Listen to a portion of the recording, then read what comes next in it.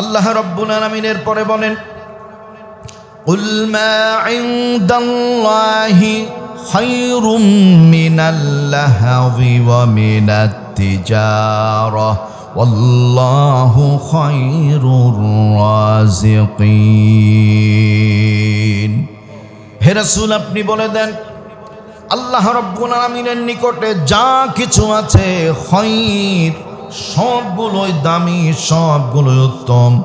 দুনিয়ার মধ্যে তোমরা যত ভোগ বিলাস করো, তামাশা করো, খেল তামাশায় মত্ত থাকো এবং যত ব্যবসা বাণিজ্য করো, আমার আল্লাহর কাছে যা আছে তার চাইতে কোনোদিন উত্তম হতে পারে না।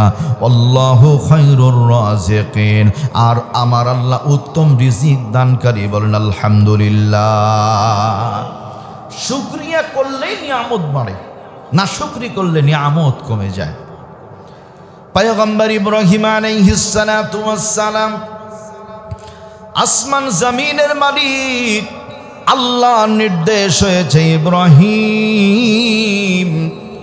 স্ত্রী সন্তানকে আপনি চরম ভালোবাসেন, আমি জানি। আমি আল্লাহর খলিল, কাজেই আমার নির্দেশ হয়ে গেল আপনি আপনার কাছে রাখবেন না, মক্কার মরু প্রান্তরে স্ত্রী সন্তানদের আপনি বনবাসে রেখে চলে আসুন। সুবহানাল্লাহ।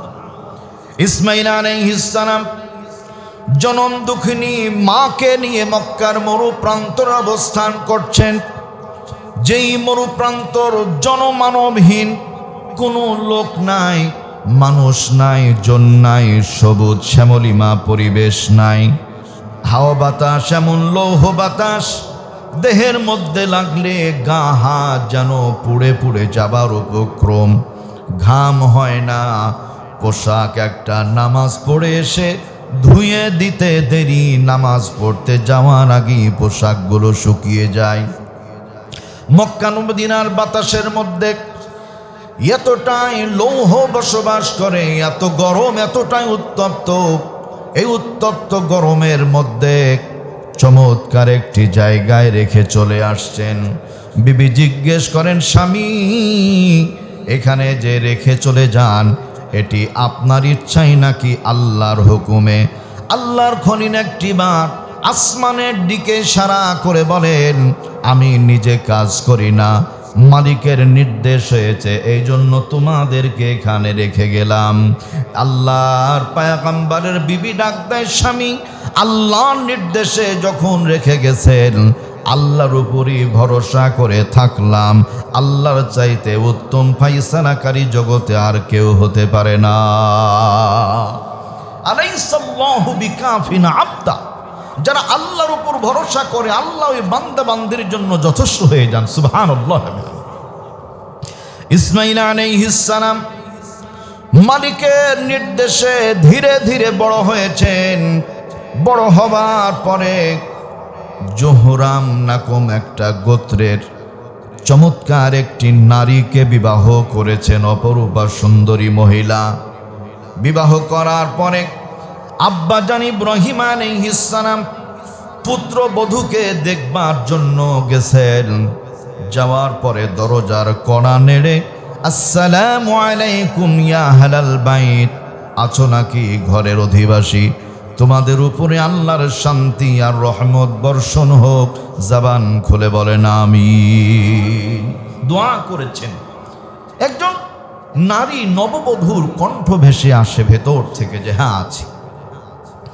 পরিচয় জিজ্ঞেস করে না। আল্লাহর খলিল বলেন, কেমন আছো তোমরা? ইসমাঈল আলাইহিস সালাম ঘরের ভেতরে নেই, তিনি বাইরে চলে গেছেন।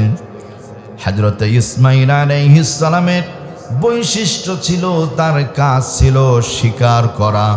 তিনি সকাল থেকে সন্ধ্যা পর্যন্ত শিকার করতেন। যা আল্লাহ পাক নসিবে দিতেন রিজিক হিসাবে, সেগুলো বাড়িতে এনে খানা দানা খেতেন, বিবি নিয়ে খাবার খেতেন, আর আসমান জমিনের মালিক আল্লাহর শুকরিয়া করতেন। সুবহানাল্লাহ। শিকার কখনো পান, কখনো পান না, হয় না, এই অবস্থায় জীবন অতিবাহিত হচ্ছে। মেয়ে মানুষ তো একটু একটু আস্তে করে বলে ফেলেছে যে জীবন চলছে, জীবন চলছে, মানে বলে না যে আলহামদুলিল্লাহ ভালো আছে, কেমন আছো, বলে চলছে, কোনো রকম চলে যাচ্ছে, শিকার কখনো হয় না, এই অবস্থায় দিনাতিপাত আমাদের পার হচ্ছে। হযরত ইব্রাহিম আলাইহিস সালাম বিদায় লগ্নে ডাক দিয়ে বলেন, এই বাড়ির মহিলা, আমার উচ্চারণ করে নাই, বলে তোমার স্বামী ইসমাঈল আলাইহিস সালাম যখন বাড়িতে আসবে তখন তাকে একটা বারের জন্য স্মরণ করিয়ে দিবা, এই ঘরের চৌকাঠটা চলবে না, এই ঘরের চৌকাঠটা পরিবর্তনের দরকার। বলেন সুবহানাল্লাহ। একজন নবী আর একজন নবীর ভাষা বুঝেন। প্রশাসনের দায়িত্বে যে ভাইয়েরা আছে, অকিটকি যখন ব্যবহার করে, এমন কিছু ল্যাঙ্গুয়েজ, এমন কিছু গোপন ভাষা বলে, এটা ওনারাই বুঝে, সাধারণ মানুষ বুঝে না। বোবার ভাষা যেমন বোবার মা বুঝে, ওনাদের ভাষা ওনারাই বুঝেন, এভাবে আসামি ধরে। সম্মানিত ভাইয়েরা আমার, ইসমাঈল আলাইহিস সালাম ক্লান্ত শ্রান্ত দেহ নিয়ে যেমনি ঘরের মধ্যে প্রবেশ করেছেন, প্রিয়তমা বিবি বলছে, একজন আগন্তুক মুরব্বী এসেছিলেন, তোমাকে সালাম বলে গেছেন, তোমার চৌকাঠটা পরিবর্তন করার দরকার। ইসমাঈল আলাইহিস সালাম বুঝতে বাকি নাই, সঙ্গে সঙ্গে এই মহিলাকে ইসমাঈল আলাইহিস সালাম তালাক দিয়ে তিনি তার নিজের বাড়ি থেকে বিদায় করে দিয়েছেন, কারণ বাবার নির্দেশকে কোনোভাবেই অমান্য করা যাবে না। তার মানে চৌকাঠ পরিবর্তন করা মানে বাড়ির বিবিকে বিদায় করা। বলেন সুবহানাল্লাহ। আমাদের অবস্থা কি? আমরা স্ত্রী রাখবো, বাপমা ছাড়বো, বাপমার কারণে স্ত্রী বাদ দিবে, এমন সন্তান পাওয়া যাবে না। বাপমার কারণে স্ত্রী বাদ দেবে এমন সন্তান পাওয়া যাবে না, বরং স্ত্রীর জন্য বাবা মাকে জীবনের মতো বিদায় করে দিয়েছে, খোঁজও নেয় না, এমন বহু নাফরমান আমাদের মধ্যে আছে। আহা, সম্মানিত ভাইয়েরা আমার, ইসমাঈল আলাইহিস সালাম আবার বিবাহ করলেন। বিবাহ করার পরে দীর্ঘ প্রায় 2 বছর পরে আল্লাহর খলিল ইব্রাহিম আলাইহিস সালাম আবার আগমন করেছেন। আগমন করার পরে আসসালামু আলাইকুম ইয়া আহলাল বাইত, ঘরের অধিবাসী কারা আছো গো, তোমাদের প্রতি আল্লাহর সালাম, আল্লাহর শান্তি বর্ষণ হোক। ভদ্র মহিলা ওয়া আলাইকুমুস সালাম বলেছেন। জিজ্ঞেস করেন আল্লাহর খলিল ইব্রাহিম, কেমন আছো তোমরা? মেয়েটা বলে, আমার স্বামী একজন শিকারী, কখনো পান না, তবে আলহামদুলিল্লাহ যে অবস্থায় চলুক না কেন আমি বড় সুখে শান্তিতে আছি। আমি খেলেও পড়ি আলহামদুলিল্লাহ, না খেলেও পড়ি আলহামদুলিল্লাহ, ধৈর্য ধারণ করি, একটা বারের জন্য আল্লাহর বিরুদ্ধাচরণ করি না। বলেন সুবহানাল্লাহ। ইব্রাহিম আলাইহিস সালাম আস্তে করে বললেন যে, মা, ইসমাঈল আসলে বলো এই চৌকাঠটা বড় ভালো চৌকাঠ, এই চৌকাঠটা যেন সে যত্ন করে। সুবহানাল্লাহ। ইসমাঈল আলাইহিস সালাম বুঝে ফেলেছেন পয়গম্বরের ভাষা, বিবিকে নিয়ে সুখে দুঃখে সময় পার করেন। এইখানে যেটা মূল বক্তব্য সেইটা হলো, আল্লাহ রব্বুল আলামিনের শুকরিয়া যদি কেউ করে, আল্লাহ পাক তাদের বরকত এত বেশি বানিয়ে দেন, ওদের কোনোদিন জীবনও শেষ হয় না। সুবহানাল্লাহ। হযরতে গফফাল রাদিয়াল্লাহু আনহু খাইবারের রণাঙ্গনে যুদ্ধ যখন শেষ দিকে, এক মশক ভর্তি, মশক মানে হলো চামড়া দিয়ে তৈরি, আমাদের যে পানির বদনা আছে, জাস্ট এই পানির বদনার মতো চামড়া দিয়ে তৈরি, এটাকে মশক বলা হয়। লোটা, বদনা, পানির মশক।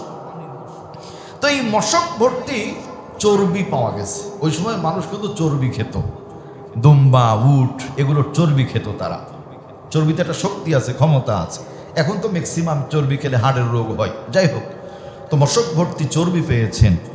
চর্বি পেয়ে মুগফফাল রাদিয়াল্লাহু আনহু উনি খুব আনন্দ নিজের মনের মধ্যে, এবং বলছেন জোরে জোরে যে, আমি আমার এই মশক ভর্তি চর্বি কিন্তু কাউকে দিব না, উনি বলছেন ইতোমধ্যেই নবী করিম সাল্লাল্লাহু আলাইহি ওয়াসাল্লাম একটু অদূরে দাঁড়িয়ে আছেন। মুগাফফাল রাদিয়াল্লাহু আনহু খেয়াল করেন নিজে রাসূল দাঁড়িয়ে আছেন। কিছুক্ষণ পরে তাকিয়ে দেখছেন যে রাসূল মুস্কি মুস্কি হাসেন। এখান থেকে একটা মাসআলা উলামায়ে কিরাম ইস্তেমবাত করেছেন, তা হলো যুদ্ধ করতে গিয়ে যুদ্ধলব্ধ সম্পদ যদি কেউ প্রাপ্ত হয় মুসলিমদের মধ্যে, তাহলে এই ভাগ বন্টনের আগে যদি কারো কাছে একটু সম্পদ বেশি থাকে সেইটা নিতে পারবে, এতে কোনো গুনাহ হবে না। আলহামদুলিল্লাহ বলেন।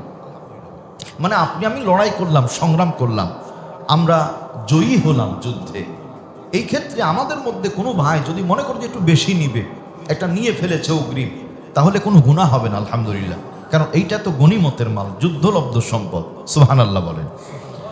সম্মানিত ভাইয়েরা আমার, আল্লাহ রাব্বুল আলামিন এখন বলছেন وَطَعَامُ الَّذِينَ أُوتُوا الْكِتَابَ حِلٌّ لَّكُمْ وَطَعَامُكُمْ حِلٌّ لَّهُمْ।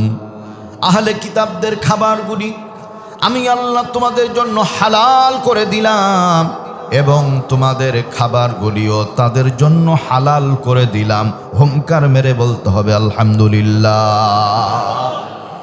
সেই সময়ের কথা আল্লাহ বলছেন যে তাদের খাবার তোমাদের জন্য এবং তোমাদের খাবার তাদের জন্য আমি আল্লাহ হালাল করে দিলাম। এখানে দুই একটি শর্ত দেয়া হয়েছে। শর্ত হলো আহলে কিতাবরা যখন পশু জবাই করবে দেখতে হবে যে তারা আল্লাহর নাম উচ্চারণ করছে কিনা।